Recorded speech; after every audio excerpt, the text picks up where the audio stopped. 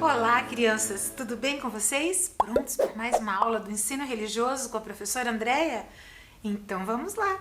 Vamos separar o nosso material? Hoje vai ser o básico: o caderno, o lápis grafite, o lápis de cor e a borracha. Eu aguardo!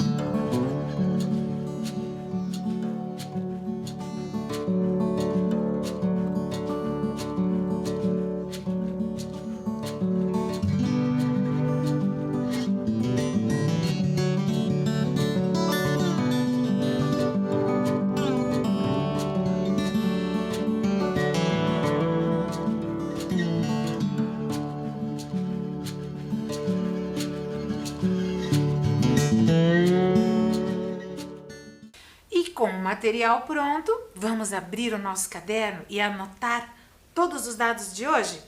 Então vamos colocar lá a data de hoje, o nome da nossa aula, que continuaremos a falar sobre lugares sagrados. ER de ensino religioso. Eu aguardo no capricho, hein?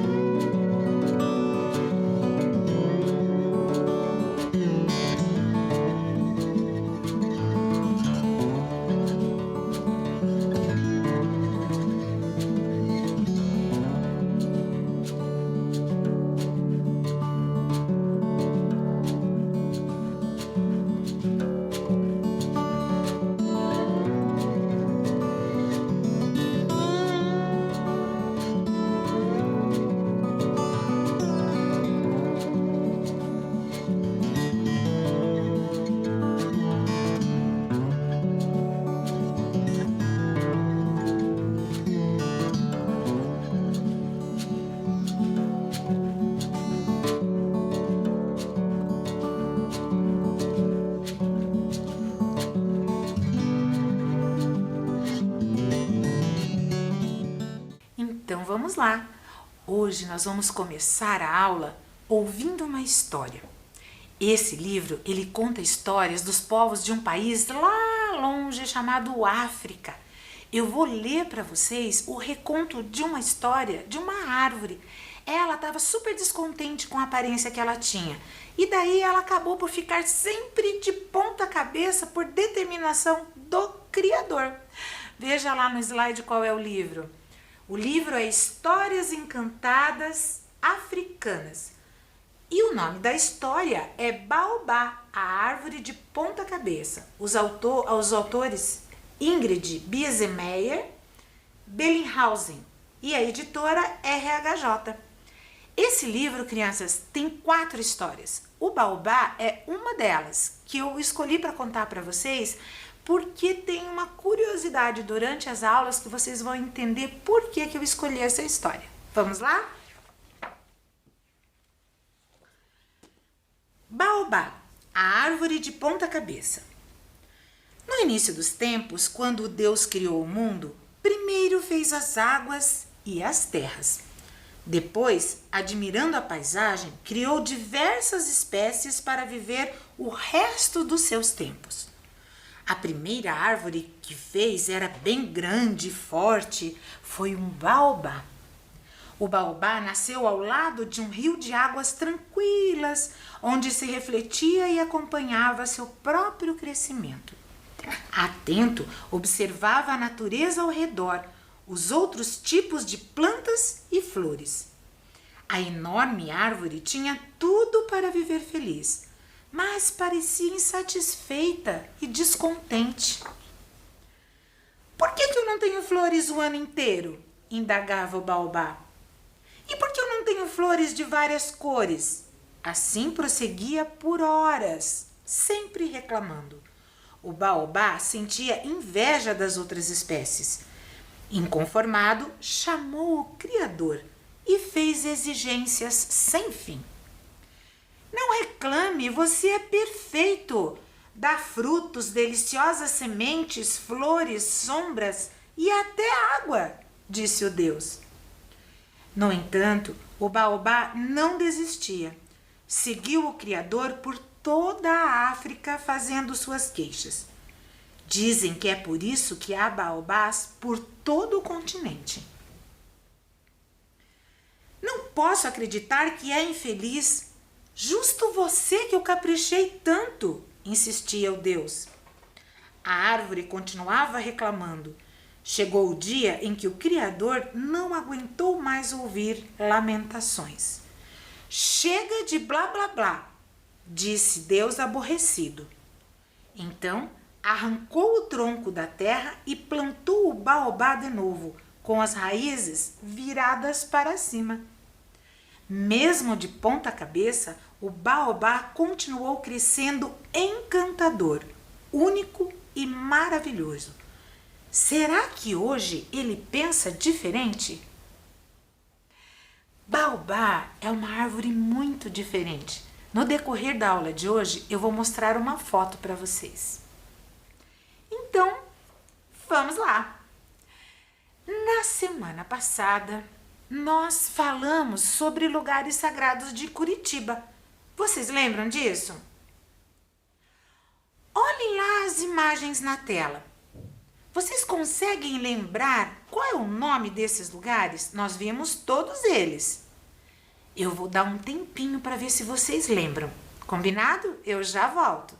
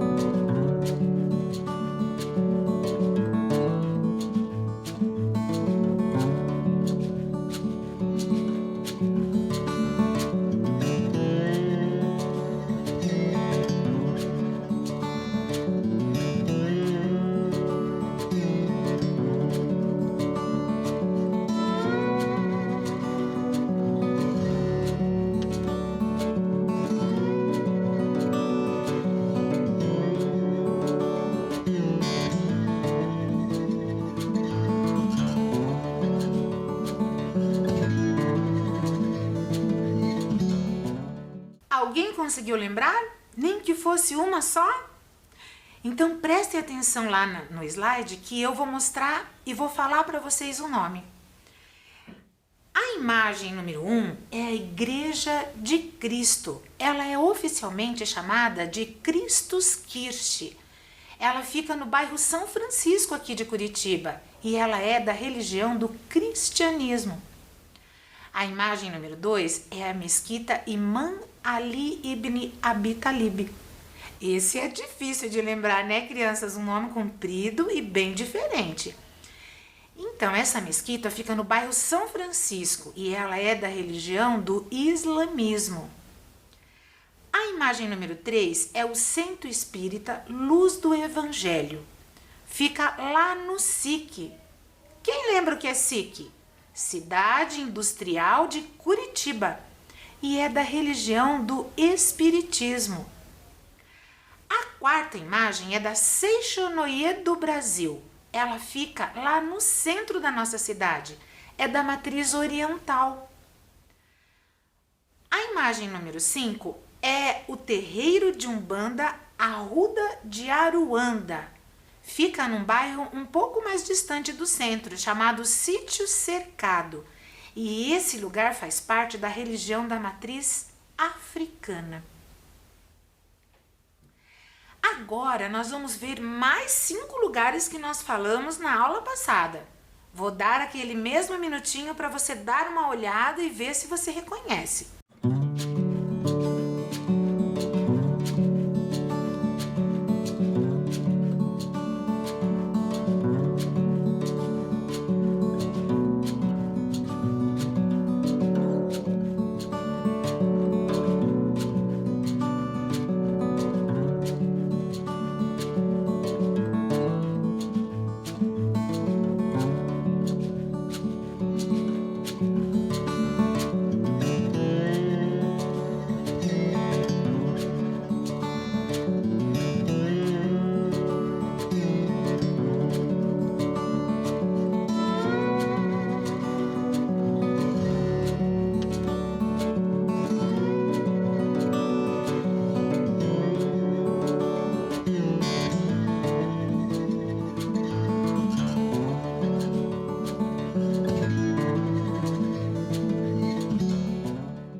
E essas?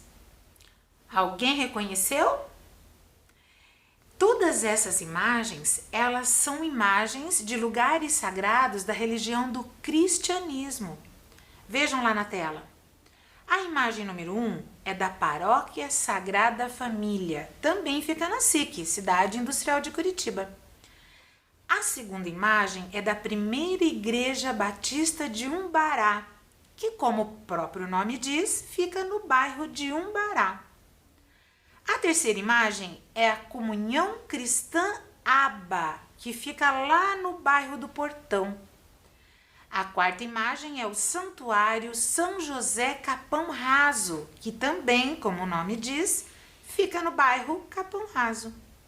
E a última imagem, número 5, é de Nossa Senhora do Sagrado Coração, fica lá no bairro de Pinheirinho. Lembram que na aula passada eu ainda brinquei com vocês que de todos esses bairros, quem se identificava e quem que morava nesses bairros e que poderia visitar esses lugares? Então fica a dica. Hoje eu trouxe para vocês algumas curiosidades sobre o que é sagrado. Que o sagrado, ele não se resume só a lugares construídos ou lugares naturais. Não, quando nós falamos de um lugar sagrado, nós pensamos, por que eles são chamados assim, sagrados? Sabe por quê? Porque as pessoas, elas se reúnem e elas realizam ações que consideram especiais. Então, esse lugar onde eles realizam essas ações passam a ser sagrados, passam a ser especiais também. Um lugar onde as pessoas se sentem assim mais calmas, com aquela sensação de paz. Esse é um lugar considerado sagrado para aquela pessoa. Assim como nós conseguimos ter essa tranquilidade e essa paz, nós dizemos que nós crescemos por dentro. É o que nós chamamos de crescimento espiritual. Como eu falei, os lugares sagrados não são somente construções e lugares naturais. Também são chamados aqueles lugares que representam uma passagem que liga o homem humano ao mundo divino. Olhem lá na tela. Lugares que representam uma ligação entre o mundo humano e o mundo divino. Vocês sabiam que existem algumas cidades que são consideradas sagradas? Assim como também capelinhas, certas casas, rios, árvores. Sabiam disso? Alguns lugares da natureza escolhidos para curar uma pessoa de uma comunidade indígena, por exemplo, também é considerado sagrado. Montanhas, até vulcões são considerados sagrados. Curioso, não é? Então vamos conhecer um pouquinho desses outros lugares tão diferentes e tão curiosos que são considerados sagrados também. Eu trouxe para vocês essa primeira imagem de uma cidade. Esse é um exemplo de cidade sagrada. Cidade sagrada de Meca. Na religião do islamismo, todo fiel, que é chamado de islâmico, deve fazer o possível para pelo menos uma vez na vida visitar a cidade sagrada de Meca, sabiam? É uma cidade que fica muito longe aqui de Curitiba, fica na Arábia Saudita. E ela é uma cidade considerada sagrada. Outra cidade considerada sagrada é Jerusalém. Ela também é considerada sagrada e fica localizada nas montanhas de um lugar chamado Judeia. Ela é uma das cidades mais antigas do mundo, vocês sabiam? E ela é considerada sagrada para 3 religiões diferentes: para o judaísmo, para o cristianismo e para o islamismo. Sabe por quê? Porque nessa cidade acontecem várias histórias que são contadas nos livros sagrados dessas 3 religiões. Por isso ela é considerada uma cidade sagrada para o cristianismo, o islamismo e o judaísmo. Essa é Machu Picchu. Ela também é uma cidade sagrada inca. Ela fica no alto da Cordilheira dos Andes, lá num país chamado Peru. Ela é toda construída de pedra, vocês sabiam? E como o povo inca possuía uma grande religiosidade na época, eles acreditavam que se fosse construída bem no alto de uma montanha, eles poderiam ficar mais próximos dos seus deuses, que, segundo a tradição deles, se localizavam no céu. E Guru? Guru é sagrado? Um lugar sagrado, professora? Não. É que existe uma casa chamada Casa de Aurobindo. Ela fica lá no sul da Índia e é a casa de um guru. Vocês sabem o que é guru? Guru é aquele guia espiritual e religioso de uma religião chamada hinduísmo. O que é guia, professora? É aquela pessoa que se dedica a essa religião e que também se dedica a orientar todas as pessoas que resolveram fazer parte dessa religião. Então, ele estuda e ensina tudo o que essa religião tem como tradição. Essa casa que eu falei para vocês, ela é considerada um lugar sagrado porque ela foi aonde viveu esse guru que era tão importante. E ela é visitada diariamente por pessoas que acreditam que a meditação, que é aquela oração que a gente faz dentro da cabeça da gente, dentro do coração da gente, eles acreditam que essa meditação, se ela for realizada dentro dessa casa, ela pode trazer uma paz interna muito grande. E também pode trazer até a cura. Você acredita? A casa de um guru, considerado sagrada. O que mais? Também são considerados lugares sagrados aqueles que se encontram na natureza. Lembra que nós já falamos sobre isso? O rio Ganges é um desses lugares. É claro que existem vários rios sagrados, mas eu trouxe esse rio para mostrar para vocês porque é um rio muito famoso no mundo inteiro. E ele é um lugar natural. Para ele existir, não precisou da ação do ser humano. Ele foi criado junto com tudo que teve no nosso mundo. O rio Ganges, ele é um dos exemplos de um rio sagrado, sabe para qual religião? Para o hinduísmo. Os fiéis dessa religião consideram muito esse rio. Ele é considerado tão sagrado que as pessoas se banham e realizam até orações nesse rio, porque eles acreditam que assim eles vão receber uma energia espiritual enorme e assim elas vão ser mais felizes, elas vão crescer, vão ter mais sabedoria e mais felicidade. E agora, quem é essa imagem aí? Isso mesmo, nosso baobá. É o personagem da nossa história de hoje. Você sabia que ele também é considerado sagrado? Sim. Tem até árvore considerada sagrada, professora? Tem. E essa árvore ela foi trazida para o Brasil pelos africanos. É uma árvore sagrada que os fiéis da religião do candomblé consideram muito e fazem muitas orações e adoram estar perto dessa árvore. Ela é considerada por eles a planta da vida. Sabe por quê? Porque ela vive de 700 a 1000 anos. Vocês acreditam que um ser vivo como essa árvore pode viver tanto tempo assim? Então, por isso ela é considerada a planta da vida. O lugar onde ela está plantada também é considerado um lugar sagrado para os fiéis dessa religião. E montanhas? Montanhas também são consideradas sagradas e eu trouxe para vocês alguns exemplos. Esse mapa que vocês estão vendo aí na tela é o mapa do Brasil e a flecha tá mostrando um estado chamado Goiás. É nesse estado que existe uma montanha considerada por algumas pessoas como um lugar muito especial e que traz essa grande energia que a gente já falou desses outros lugares que eu comentei com vocês. Essa montanha, ela recebe a visita de muitos grupos de pessoas que acreditam que estar subindo nessa montanha já fica mais perto da Divina Mãe. Sabe quem é a Divina Mãe para esses fiéis? É a natureza. E essa outra montanha? Essa é a montanha sagrada que fica em outro estado chamado Minas Gerais. Por que ela é considerada sagrada? Bom, uma vez nós já falamos que a água ela é muito sagrada em várias religiões, com vários significados.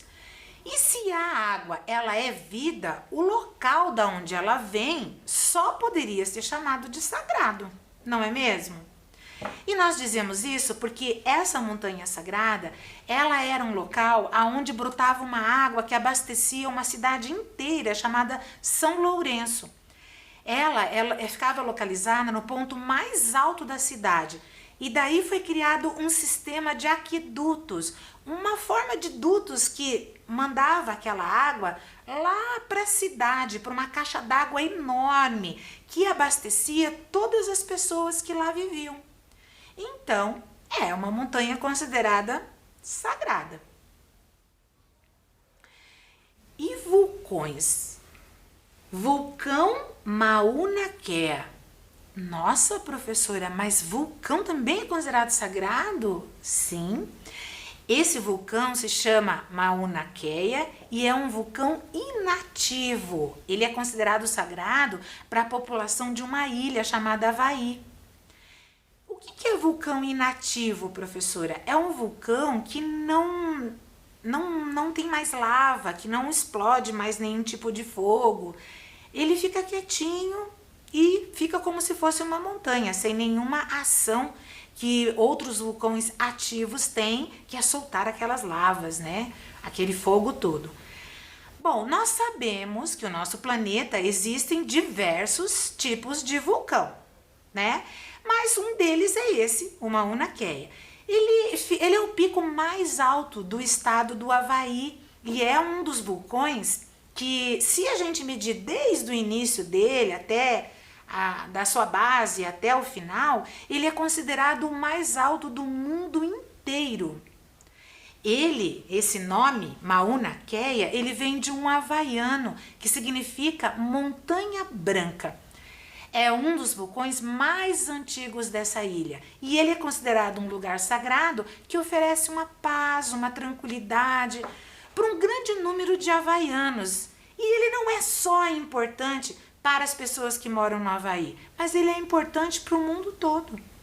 Ele é um vulcão que forma um escudo, um tipo de um topo lá em cima, que forma uma coberta de neve. Vocês acreditam?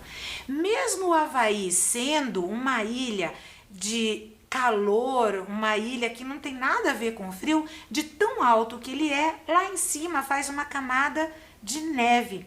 Por isso que significa montanha branca. Estima-se que o Mauna Kea ele tenha aproximadamente 1 milhão de anos. Olha quanto tempo! Ganhou do Baobá, não é verdade? É verdade. Os vulcões, eles datam de muitos e muitos e muitos anos, já na criação do nosso universo, né? Por isso que eles são tão antigos. Bom, além desse vulcão, em Bali também, que fica lá na Indonésia, também existem montanhas e vulcões que são considerados sagrados. Eles chamam de lar dos deuses. Então não é só no Havaí, em Bali também existe. Bom, um lugar sagrado é aquele em que nos sentimos mais próximos daquilo que acreditamos ser divino. Quando uma pessoa percebe que num lugar específico ele se sente mais próximo do que ele acredita sobre o divino, ele considera esse lugar um espaço sagrado. E isso depende da religião que ele resolveu seguir. Por isso que existem tantos lugares sagrados diferentes, porque existem diversas religiões, diversas crenças, diversos pensamentos que ligam o ser humano ao divino, a essa divindade que também cada religião tem um nome diferente. Mas voltando a falar um pouquinho sobre os lugares sagrados da nossa cidade, Curitiba possui vários desses lugares. Então, crianças, voltando um pouquinho a falar então sobre os lugares da cidade de Curitiba, nós já conhecemos vários deles, não é? Eles ficam aqui em Curitiba espalhados por todos os bairros, né? Mas hoje eu trouxe mais alguns para a gente conhecer e eu quero mostrar para vocês. Então vamos ver. Essa é uma igreja messiânica. Ela fica no bairro do Centro Cívico. Essa construção leva o mesmo nome da religião que ela representa, Igreja Messiânica. E é uma religião que foi criada lá no Japão. Mas essa construção fica aqui em Curitiba. Terreiro Pai Bento de Angola. Esse terreiro fica lá no bairro de Santa Felicidade, aqui de Curitiba. É da religião da Umbanda e sempre com essa relação, percebam aí na imagem, é a construção junto com a natureza. Essa é a Sinagoga Francisco Frischmann. Ela fica lá no centro da cidade e é um lugar sagrado para a religião do judaísmo. É uma construção bem grande, não é mesmo? Esse templo budista Jodoshu Nipakuji, ele é um templo que fica no bairro Guabirutuba e ele faz parte da religião do budismo. É uma religião da matriz oriental, sempre com esse telhado grande e parecido com todos os templos que existem dentro dessa religião. Os templos dessa religião, os telhados são todos parecidos. Esse é o terreiro de Candomblé Ilê Assé Ibaomi Ossum. Esse fica lá no bairro Guaíra e faz parte da religião do Candomblé.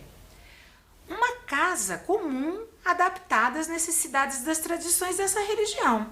Lembra? Nós já falamos sobre isso.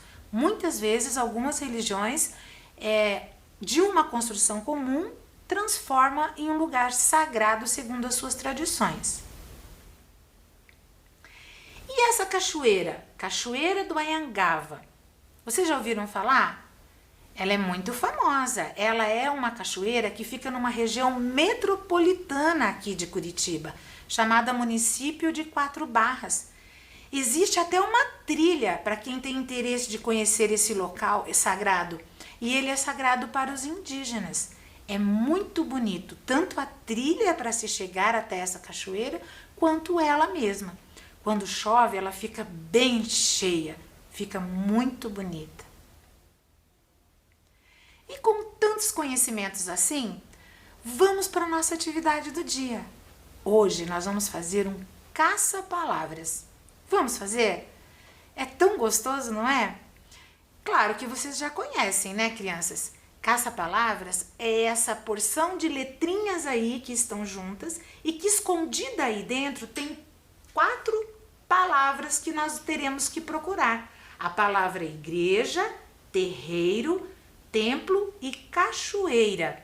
E como que vocês vão procurar? Vocês podem procurar na horizontal, que é escrito da esquerda para a direita, quanto na vertical, que é escrito de cima para baixo. Vamos procurar essas 4 palavrinhas? Eu vou dar um tempinho e daí eu já mostro o resultado para vocês.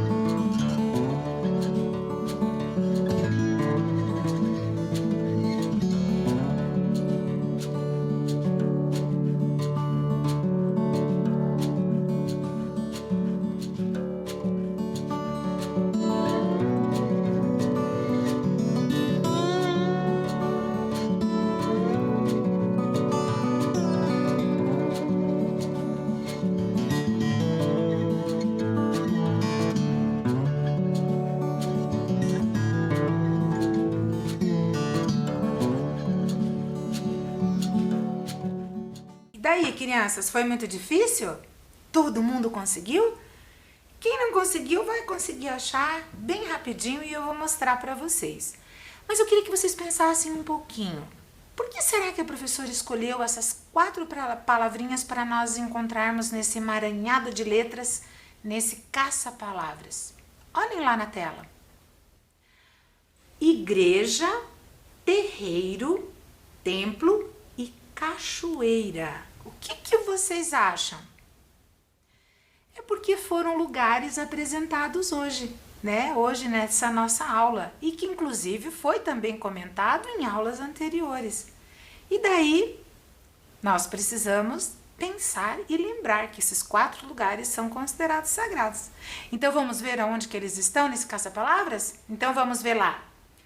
A palavra primeiro, igreja. Vamos ver aonde que ela está escondida. Ali, bem no meio, na horizontal. Muito bem. Agora a palavra terreiro. Aonde ela será que está escondida? Ah, bem ali. Terreiro na vertical, de cima para baixo, e usando inclusive o E da palavra igreja. Isso mesmo. Templo. Vamos ver. Lá em cima, ó. Na horizontal, na segunda linha, também usando o mesmo T da palavra terreiro. E a última palavra, cachoeira. Na horizontal, lá embaixo, na última linha do nosso caça-palavras.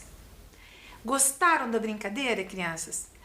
Eu adoro fazer caça-palavras, adoro. Sabe outra brincadeira que eu gosto bastante? É aquela cruzadinha, onde existem os espaços, as perguntas, e daí nós temos que escrever o nome da charada. Um dia eu vou fazer essa brincadeira numa outra aula, para a gente também brincar um pouco com as palavras dessa maneira. E assim, crianças, nós chegamos no final das nossas aulas e vamos pensar já na próxima aula. Na próxima aula eu vou estar aqui para a gente aprender muito mais. Combinado? Querem todos aí, prestando bastante atenção.